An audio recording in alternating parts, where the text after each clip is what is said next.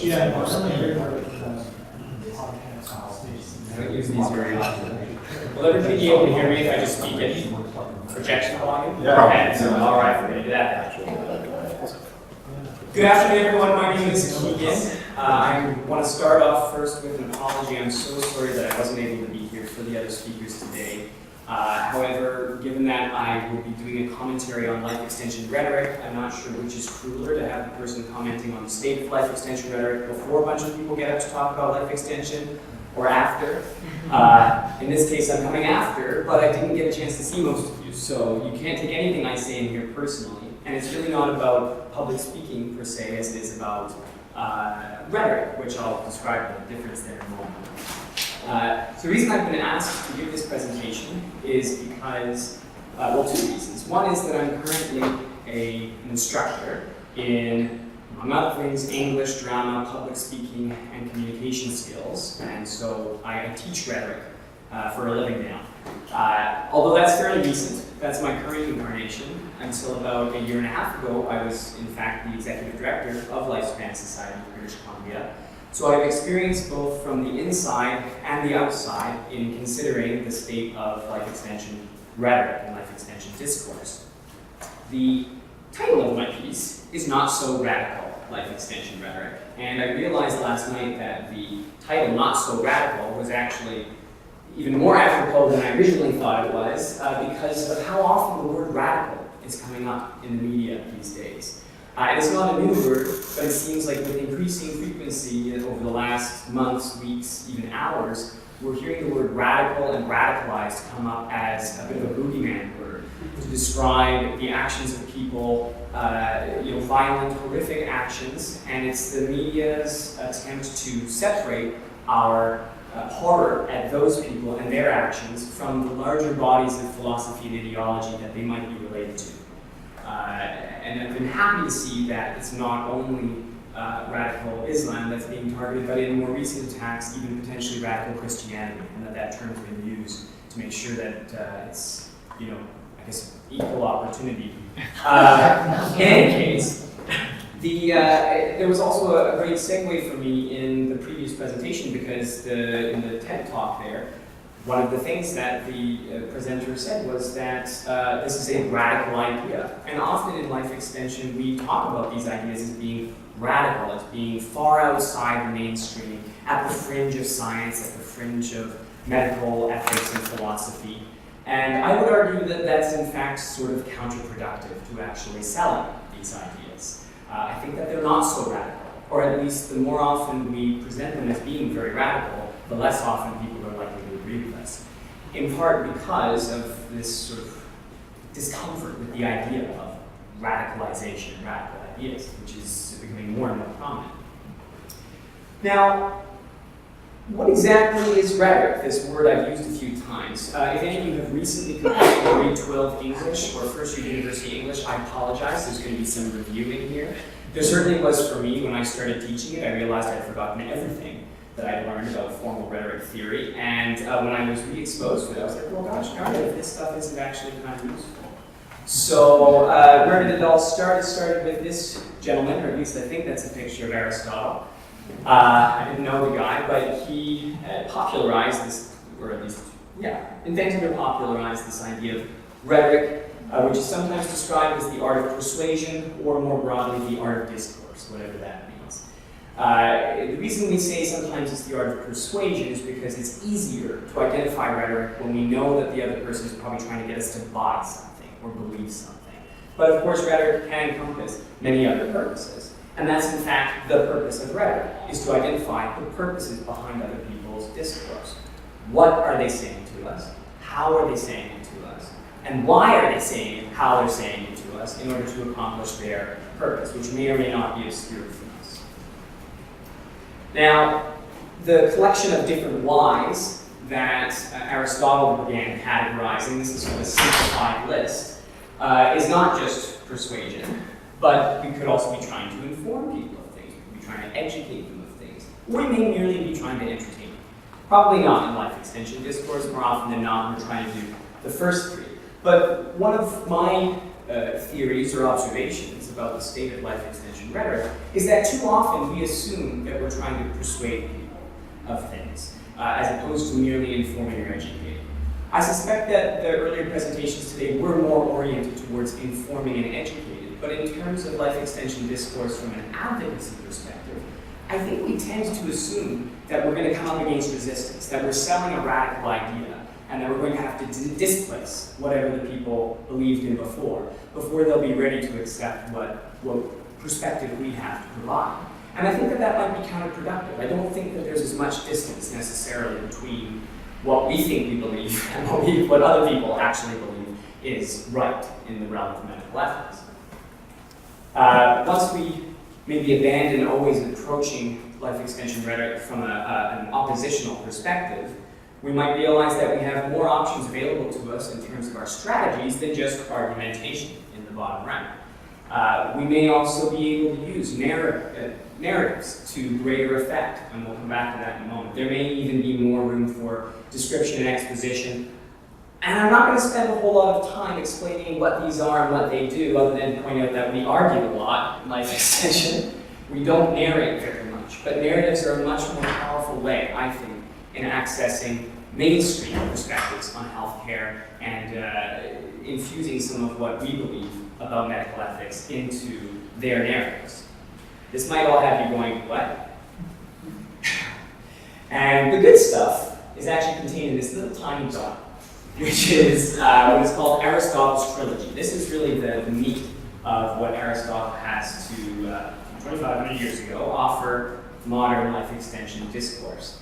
He came up with this idea that you could deconstruct, deconstruct most rhetorical circumstances into 3 points that he called ethos, pathos, and logos. Some of you may be now going, oh, right, I remember having to do this in grade 12, and it was terribly boring, and maybe it was. But I think it can be quite useful for this kind of analysis. Ethos focuses on you as the speaker. If you're out there trying to persuade people of your divine logic on the issue of radical life extension or cryonics or something like that. But more specifically, it refers to your credibility on the subject. Why should you be believed for the sake of who you are and perhaps your track record or how you simply present? Pathos in the lower right corner, that is associated with your audience more so, but specifically evoking audience emotion. Plucking those heartstrings in such a way as to get them to agree with you, irrespective of the logic or illogic of what you are trying to persuade them of or simply educate them. And then finally we have logos. This is what we're really good at. Logos is logic, it's reasoning, and it's what most people in the life extension community and life extension advocacy are super awesome at, is arguing the logic or the rationality of what it is that they're trying to talk about. And it's no coincidence that many people in life extension are also parts of rationalist communities, because that's how many people are introduced to these ideas, and it's what makes many of them seem so obvious to us and so non-obvious to other people. But by focusing so much on logos, and typically always trying to win arguments where we're persuading people with our logic, we're missing out on the fact that many people are equally or more persuaded by the other points of Aristotle's Trilogy.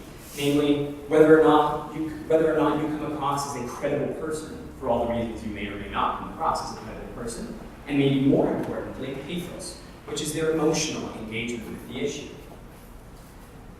So, zooming in on ethos for a moment, when we talk about credibility, there's a lot of things that we can do something about in terms of our apparent credibility on issues we're speaking on. And there's also some things that we can't do very much about in terms of our ethos. Our credentials aren't something that we can modify on the fly.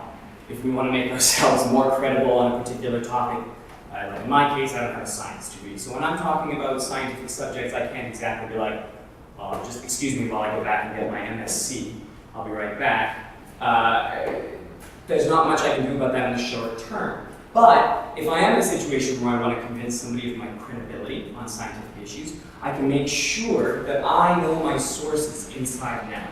That I sound like no matter what follow-up question they might have about what I'm talking about, I can point to the person with many more credentials than I have who's saying what I am now repeating. And if you do that enough times, people just start to get in the habit of believing me. So it's appearance is also an important part of ethos. It's not the most important part, but people are more likely to believe people that they find attractive, or at least are not horrified by. Speaking ability comes down to, is part of it as well.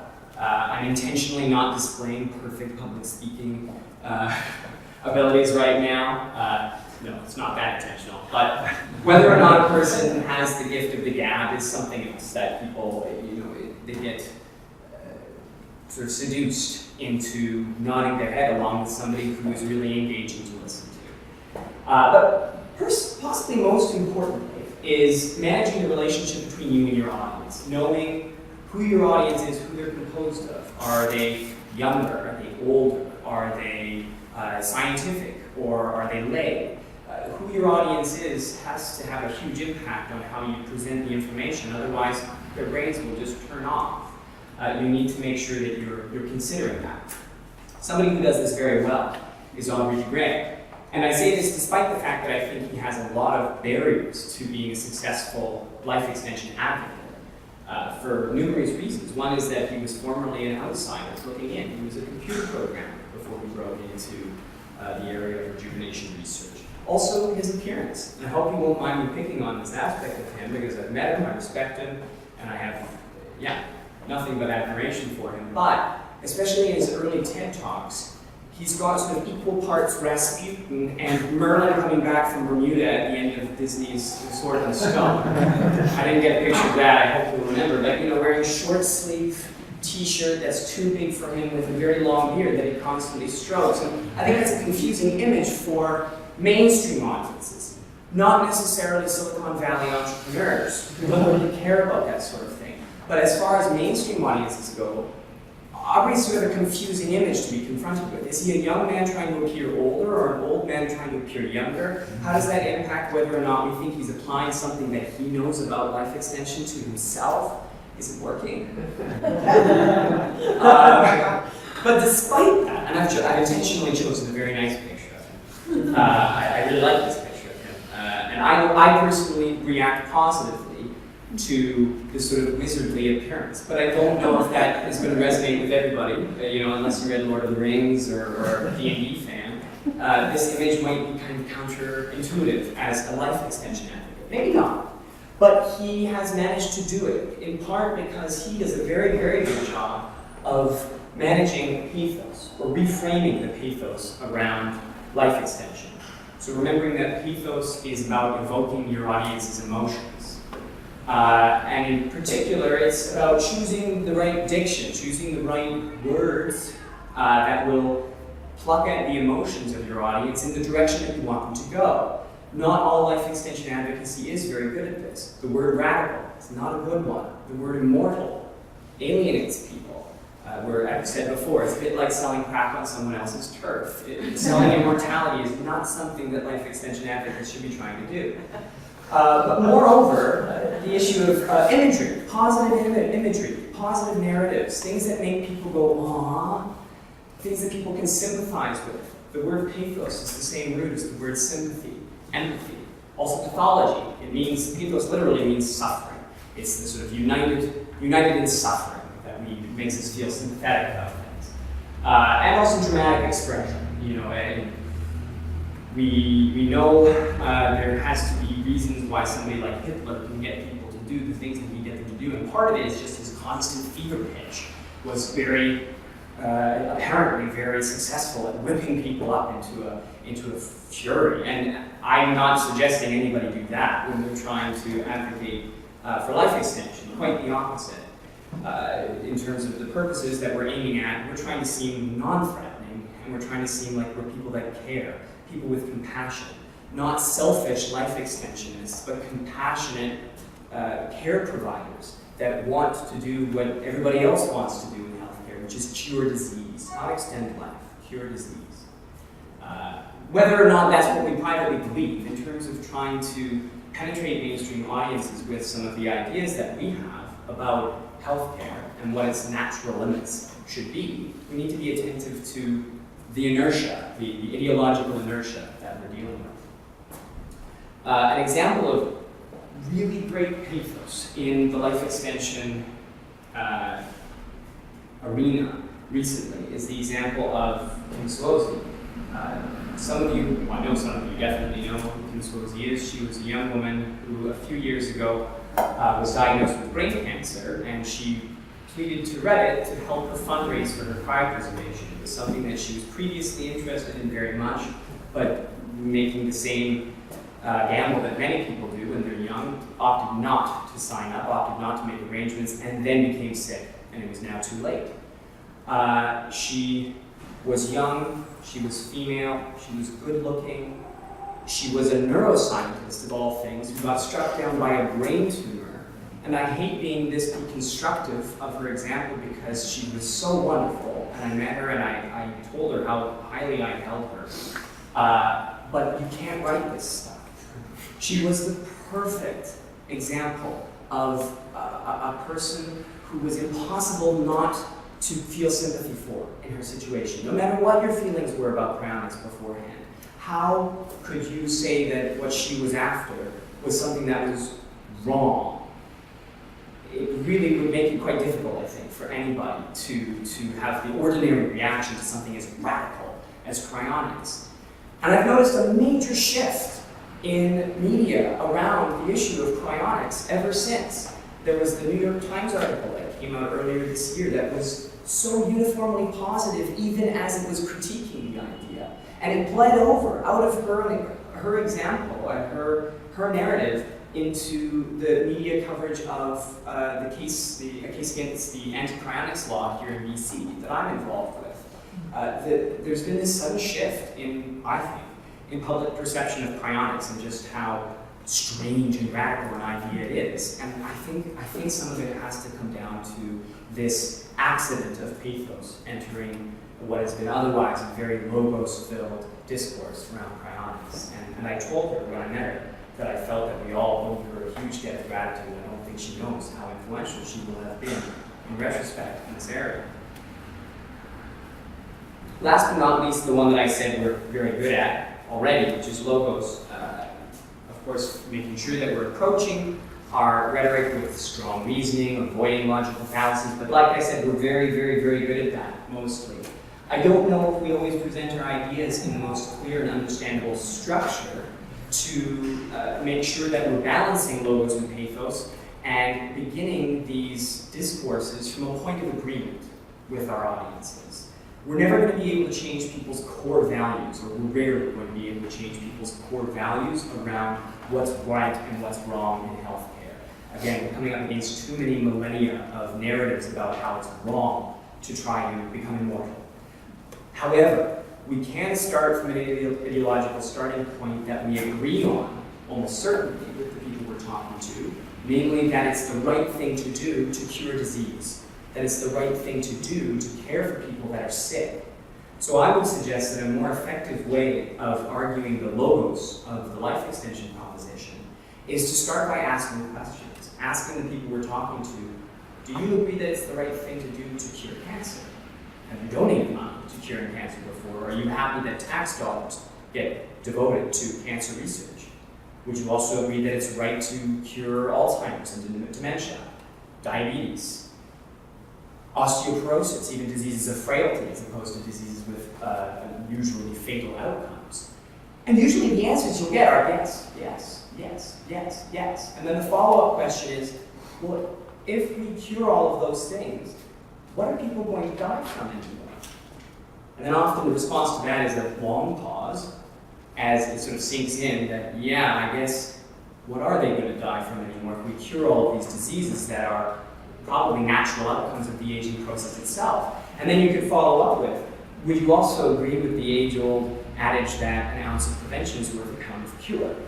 And that it would be better still to prevent all of these diseases in the first place. And they'll probably go, well, yeah, vaccines are better than waiting for a person to get sick in the first place. It's more efficient in the first place, and it's less unpleasant for the person who's sick.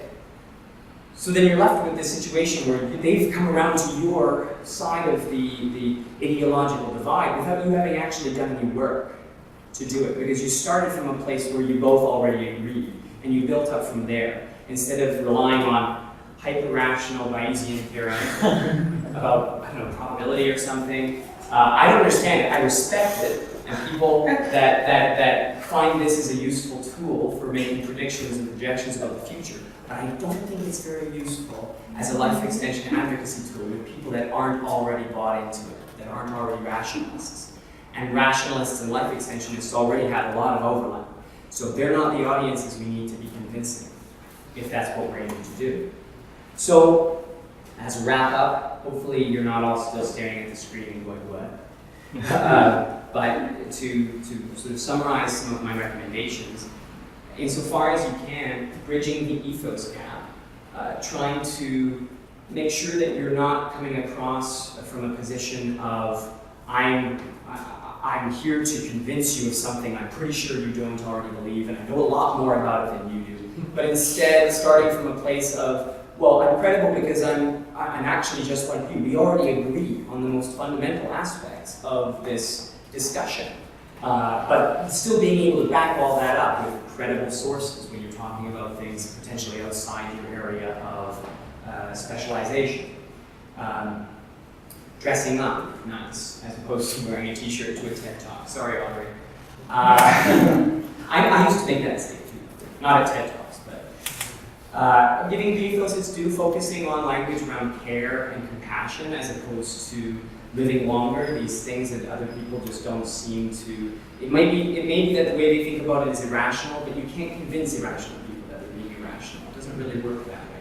So instead, just focusing on the things that you both probably agree are rational, or at least they're values that you hold on to, whether or not they're rational, around the rightness of caring and being compassionate. Reorienting our logic, our reasoning around starting from those points of agreement. And then finally, not necessarily always arguing and persuading, but at the very minimum, relying less on